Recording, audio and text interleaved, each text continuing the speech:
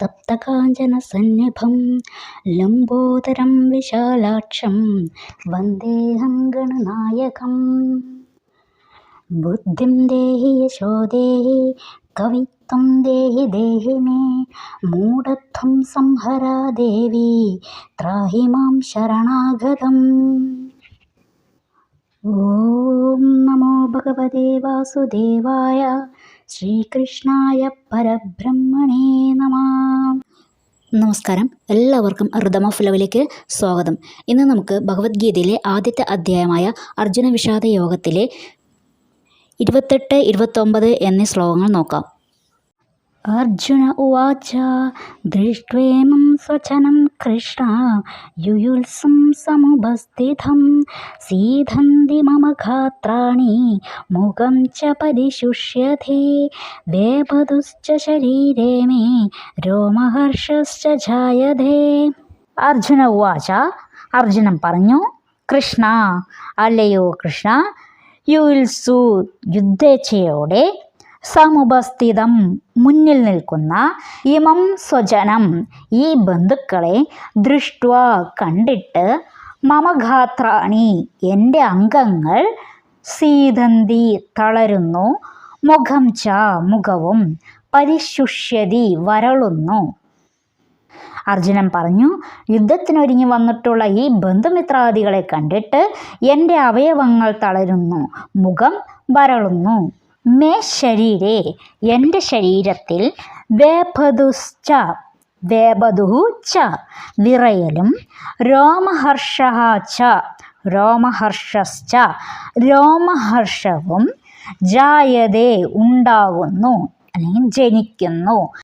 തങ്ങളോട് യുദ്ധം ചെയ്യാനായി ഒരുങ്ങി വന്നിട്ടുള്ള തൻ്റെ ബന്ധുമിത്രാദികളെയും സുഹൃത്തുക്കളെയും അതുപോലെ തന്നെ സഹോദരങ്ങളെയും എല്ലാം കണ്ടപ്പോൾ അർജുനൻ സഹതാപപരവശനായി തീർന്നു. തനിക്ക് വേണ്ടി പൊരുതുന്നവരെക്കുറിച്ച്, തൻ്റെ പക്ഷത്തിൽ തനിക്ക് വേണ്ടി കൗരവരോട് യുദ്ധം ചെയ്യാനായി വന്നിട്ടുള്ളവരെക്കുറിച്ച് അദ്ദേഹത്തിന് തുടക്കത്തിലെ ഒരു അനുകമ്പയുണ്ടായിരുന്നു.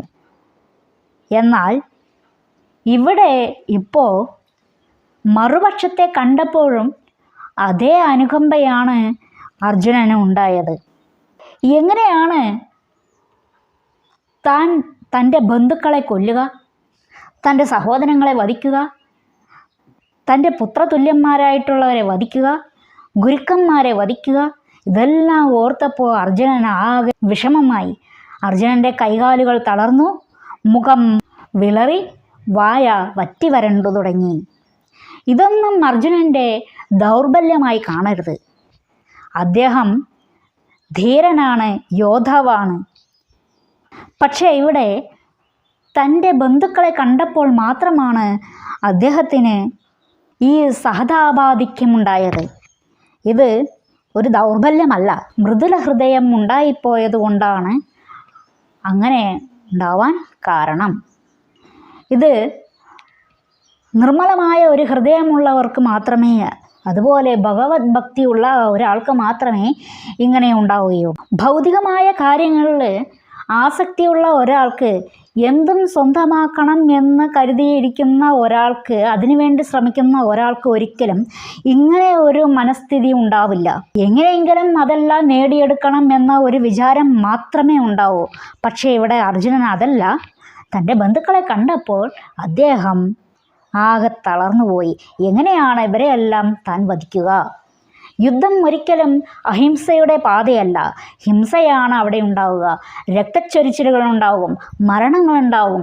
തൻ്റെ ആയുധങ്ങൾ എങ്ങനെയാണ് അവരെ വധിക്കുക എന്നെല്ലാം ഓർത്തപ്പോൾ അർജുനൻ ആകെ വിഷമിച്ചു പോയി. ശരീരത്തിന് വിറയലുണ്ടാകുന്നത് 2 കാരണങ്ങൾ കൊണ്ടാണ്. ഒന്നാമത്തെ കാരണം, ആനന്ദമുണ്ടാകുമ്പോൾ, അത് ആധ്യാത്മികമായിക്കോട്ടെ അല്ലാതെ ആയിക്കോട്ടെ, ആധ്യാത്മികമായിട്ടുണ്ടാകുന്ന ആ ആനന്ദാനുഭൂതിക്ക് ഒരു പ്രത്യേക സുഖമാണ്. അപ്പോൾ ഉണ്ടാകുന്ന ഒരു വിറയൽ, രോമാഞ്ചം, ഇതൊക്കെ ഒരു പ്രത്യേക അനുഭൂതി തന്നെയാണ്. നമ്മൾ ഭഗവാനെ മനസ്സറിഞ്ഞ് വിളിക്കുമ്പോൾ അല്ലെങ്കിൽ ആ തിരുനടയിൽ ചെന്ന് നിൽക്കുമ്പോൾ നമ്മുടെ ഉള്ളിലുണ്ടാകുന്ന വിഷമങ്ങളാവട്ടെ സന്തോഷങ്ങളാവട്ടെ ഒരു സുഹൃത്തിനോടെന്ന പോലെ, അല്ലെങ്കിൽ തൻ്റെ മകനോടെന്ന പോലെ, അതുമല്ലെങ്കിൽ കാമുകനോ ഭർത്താവോ എന്നെല്ലാം ആ രീതിയിലൊക്കെ ഭഗവാനോട് അത് പറയുമ്പോൾ നമ്മുടെ ഉള്ളിൻ്റെ ഉള്ളിൽ ഈ ഒരു രോമാഞ്ചമുണ്ടാവും. അത് നമ്മൾ പോലും അറിയാതെ വരുന്നതാണ്. നമ്മുടെ കണ്ണുകൾ നിറയാൻ തുടങ്ങും, നമ്മുടെ തൊണ്ട വിറയ്ക്കാൻ തുടങ്ങും.